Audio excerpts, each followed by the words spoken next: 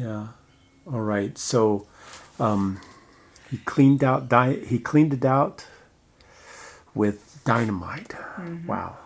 And up the hill from there were all these rocks with worn holes. That was Indian or somebody. I always thought it was Indian. For grinding food. metates. They'd have rocks for grinding grain. Okay, so wow. So at 13 years old, your life just kind of got turned upside down. You moved from a nice home in San Jose, and everything seemed pretty nice there. You mentioned it was a nice little house. It had tile floors, and it was warm. It was beautiful. Beautiful little house. And then because the doc said gardening would be good for your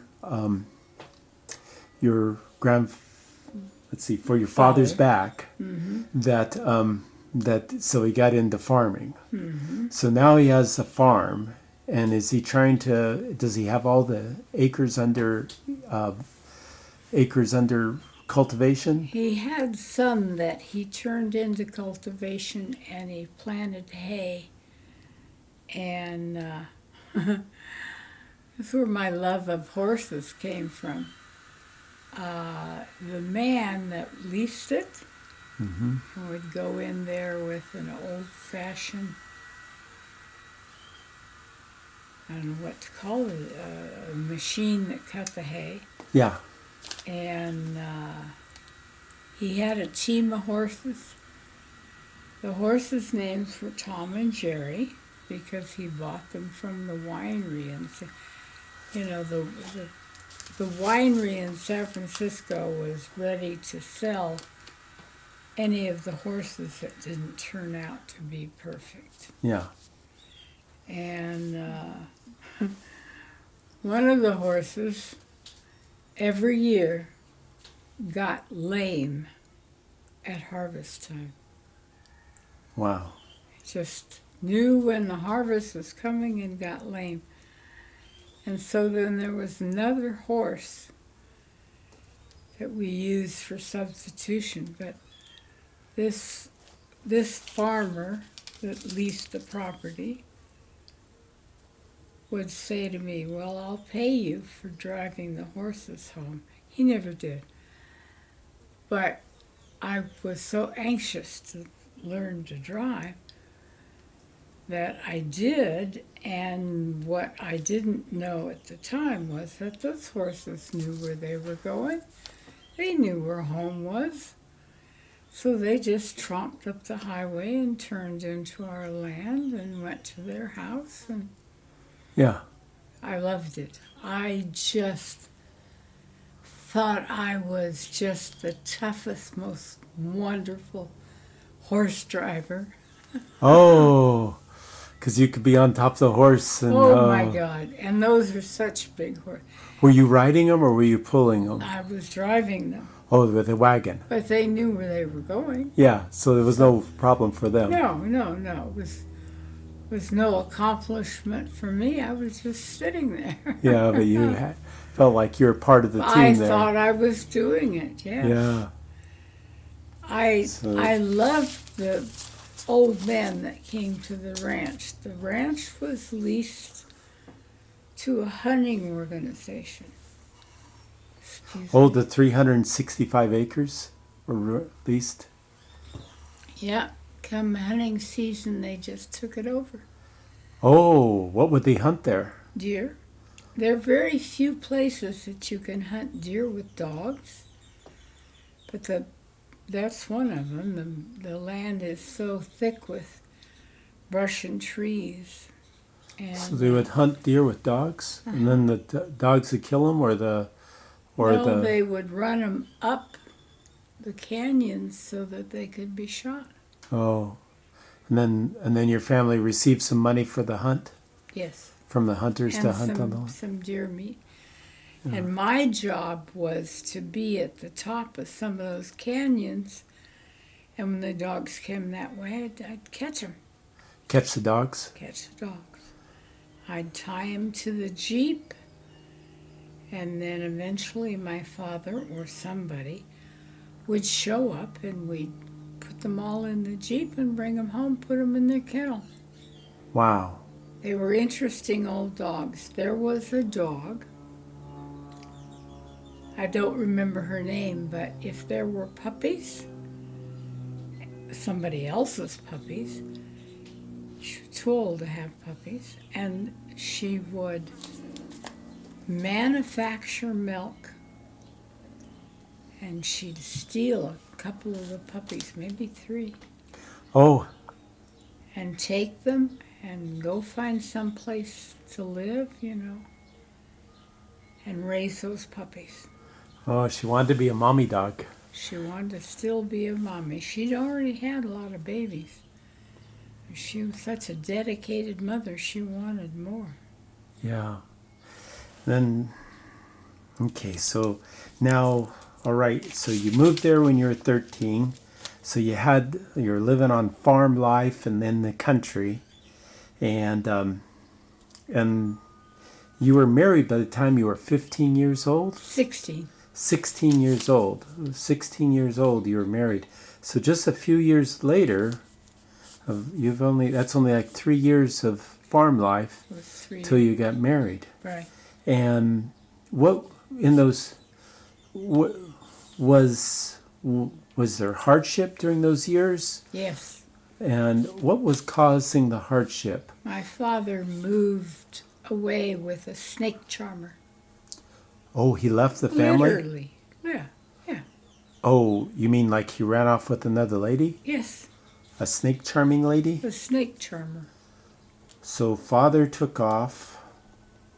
Oh no, so he moved you guys out to 360 acres. And now father ran off with a snake charmer? Yep. So your grandfather, Calvin, right? No, your father, Calvin, correct? Mm-hmm. He meets up with a snake charmer. Okay, snake charmer. And that's becomes his new girlfriend, and he runs off, and he leaves your mom and the kids. My mother didn't know how to drive. Oh, how long in the process after you were 13? He left. By the time you were 14 years old, 15 years old, maybe. Maybe heading towards 15. So when you're about 15 years old, father runs off. He leaves the family. Mm-hmm. Father leaves. So Calvin leaves. And now what is your mother to do? Is there welfare? Is there anything like that at the time? No, nothing like that. No but social. We had a freezer full of deer meat and hamburger meat, and we lived on spaghetti. Spaghetti. I'm still fond of spaghetti. My mother made good spaghetti. Yeah, I like it too. We had one Christmas where we had no power. Because you couldn't pay the bill? Because it just went out. Okay. We had a big, beautiful barn, which I loved. I loved that old barn. So, we came up from high school in the bus one day, the last day of the school season for Christmas. The bus slid off the road, and there we were with about 12, 13 kids. And the road too blocked up with snow to drive. So we all hiked to my house. My mother put them up all over the floor, put a couple in the barn. And it got to be the day before Christmas Eve, and the power came back on. And when the power went out, my mother was decorating the Christmas tree, and she had the lights for the Christmas tree on. Power came on, the only lights that came on in the house for the Christmas tree. I'll tell you, I remember that Christmas. It was like the most magical moment in my life. Nothing else in the house but that Christmas tree flipped on because the power came on. All of the PG&E people would come in the driveway and camp out, sometimes sleep overnight, sleep in the barn. It was, I thought, an amazing adventure. My mother had a pan full of spaghetti sauce going 24 hours a day. We would all sit on the fireplace, the step on the fireplace to stay warm. Oh, that sounds good. My mother was a really gutsy woman. To just be deposited like that. And of course, I thought it was a grand adventure. Oh, you did? Oh, good. I did, because you had the Indian places where they were grinding corn, and supposedly the field right below that was an Indian cemetery. And later on, in fact, some people did dig into some of those graves. Oh. But we didn't. Yeah, you left them alone, respected them. Alone. Yeah. There was, the other thing on that ranch was there was what we called a stone house. And it was built with rocks this thick. Big, square, hand-curved rocks. And so now your father's gone. Lavelle, your mother, is Trying to keep us fed. yeah. Calvin's gone, And I got a and job. she's feeding you on spaghetti and deer meat that was provided by the hunters that hunted. So the property, she didn't lose the property. No. It was paid for. The property was paid for.